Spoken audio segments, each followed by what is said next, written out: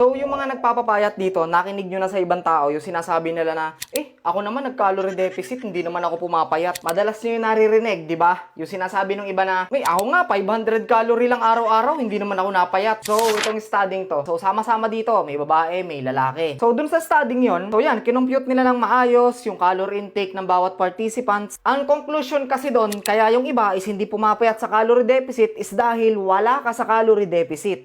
Nakuha? Yung akala mong 1,200 yung calorie mo, gaya nun, yung nasa study, hindi pala 1,200 yun. So, nung tinulungan sila ng mga scientist, doon na nila nalaman. Mali-mali ang bilang nila. Siguro, dati, yung mga ginagawa nila is, pag nagluluto sila, yung langis hindi sinasama. So, alam nyo ba na ang isang kutsara ng langis, example, extra virgin olive oil, ang isang kutsara nan, 100 plus calorie na. O binubudbud mo pa. O, gano'ng kadami yun. Kung magde-deficit ka ng 300, maglalagay ka ng gano'ng kadaming langis, so babalik lang yung 300. So wala kang ginawa. Gano'n pa rin. So bigyan pa kita ng isang example. Peanut butter. 'Di ba? So yung karamihan namang nakikita natin sa bote, ang nakalagay is, masusukat mo siya is kutsara. Sa 2 tablespoon, ganitong calorie. Nakalagay. 'Di ba? So ang isang kutsara is ganito. Pero kung sumandok ka naman, talagang ginaslight mo na yung sarili mo. Sabi, hindi, isang kutsara lang naman to eh. So, isang puno nito. Diba?